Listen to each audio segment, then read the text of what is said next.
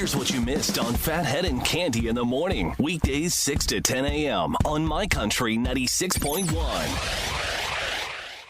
My Country 96.1, Phathead, Cande Roth, beautiful. High 60s, low 70s for the weekend today, tomorrow, Sunday. Just looking fantastic. And you never know. I mean, we'll probably have a few more of these, but you never know how many of these types of weekends you have. You got to get out and enjoy it, Cande, right? Absolutely. Absolutely. It was so nice yesterday. By the way, side note, I hear some snoring coming from over the other side of the basement. I can't tell if it's my mother-in-law or Charlie the dog. Oh. Yeah. Doggy. Yeah, they seem content this morning. I did tell mother-in-law that she was the star of the show. Fired from the morning show? No, I said, maybe it was a bit over the top. You gotta tone down the yapping. However, I think the people driving in their vehicles yesterday could relate to the mother-in-law interactions, Cande. I agree. We have to mic her up. Get her a mic so we can hear what she's saying. Because in the background now, we just hear I like know. Charlie Brown's teacher. That's true. But yes, the star of the show yesterday, good times. And but I said, listen, you gotta, just try to, keep it down. If you got to laugh, just, try to chill as much as you can. And yes. At the appropriate times, if, And when you're asked a question, give a quick reply. That's right. You're on probation on this show, honey. You better get it right. It's absolutely correct. By the way, another note for you, besides telling you all morning that we're turning the clocks back Saturday night into Sunday before you go to bed Saturday night, you get the extra hour sleep. Powerball Saturday is now over $1.5 billion. Cande. Whoa. Yeah.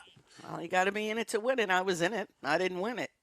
What are we going to do with all that money? It's incredible. I could just sit here and fantasize all day about what to do. Yes, you'd buy gifts for your granddaughter and... I would, but then I'd probably fly to Italy for a couple of months and, get my head straight. That get your heads. Yeah, you need to find yourself. Exactly. I'm going to Italy to find myself. I'll be back in a couple of months. Yeah, I'll be back in a couple of decades. Thanks. Incredible. Cande, I found this great article, and I agree with it. A study found that swearing could be extremely helpful in life. Oh, there's no question. Absolutely. A well-placed curse word can really, makes you feel good, get your point across. Here are the different ways, the benefits that using a swear word could help, according to the study. Okay? It helps us express joy. And they give an example. Like, let's say you hit the Powerball Saturday and you go, bleep yeah! Right? Oh, yeah. Bleep, bleep, bleep, yeah. That sounds joyful, does it not? It does. Okay. It helps us deal with pain, emotional and physical. Let's talk about the physical. What if you get up in the middle of the night, you stub your toe, and you go, bleep? It makes you feel better. It does. When I was giving birth, there was a lot of nasty words coming out of my house, especially with Evan. I had to go find the people the next day and apologize for my outbursts. They weren't pretty. Was it that bad, really? I had no drugs with Evan, nothing at all. And he came quick. Yeah. I was screaming my bloody head off, and there were curse words, plenty of them. Dana gave birth to 3 children with no epidurals, and neither. There was no. I didn't hear any of those. She didn't scream? Things. Well, there was screaming, but I didn't hear the F-bombs coming out. Really? Oh, wow. Yeah. All right, good for her. Here's one. How cursing and swearing could help in life. It helps us connect with each other. Like, for instance, let's say, a friend of yours did something nice for you or helped you out. You could say something like, "You're the bleeping best." Yes. You see how that... I do. that works? God, I wish I could say the word. And here's one. It could make you more convincing.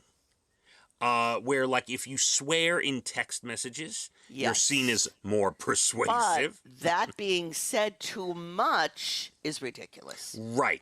You don't want to go over the top. Like now, Right. it's good in instances where your child is misbehaving and you need to do something like "get to your bleeping room." That could be convincing, Candy.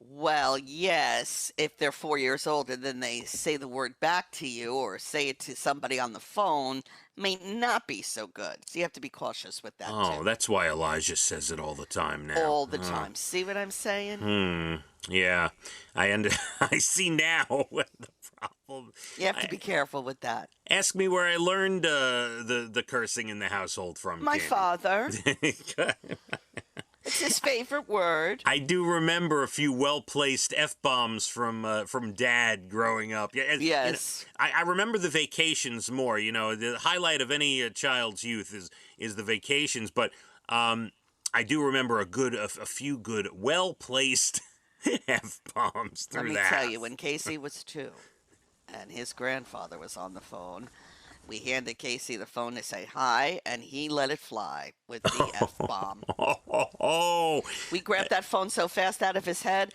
and then he's going, "What did he just say to me? What? Something about a truck. Something about a truck." yeah, that's fantastic. And then never to be discussed again. I understand. Never. Yeah. Well, anyway, a little swearing never hurt. As a matter of fact, I am more concerned about people that don't use swear words, Candy. I'm trying to think if I know anybody like that. If you can control yourself so much. My grandmother Yeah. never swore.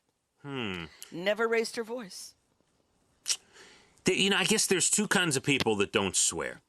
One is they have so much things bottled up inside them. I worry about them. You gotta curse and get it out. So that's the first type. I don't know. A couple of curses would help. But the second might be your grandmother, who might be so cool as a cucumber, Candy. So Right. perfect. And she's so commanding of a room that she doesn't need to use And a back curse in the word. day, and we go way back in the day, ladies did not curse. It's true. That was the way You hear everybody. that? Yeah, just the way everyone was That was brought up. something the men did. I understand. Candy broke that mold in her family a long time ago. I'll never forget my father was cursing, and then I cursed, and he goes, "No, you don't get to do that. Only me. You're not an adult." I was like, "Whoa, Yeah. okay." And that's all you needed to hear. You went to school and you just started cursing up a storm. Yeah, I say nothing further. I understand. Less than 20 minutes to your Bald and the Beautiful entertainment. Everything from Nashville to Hollywood.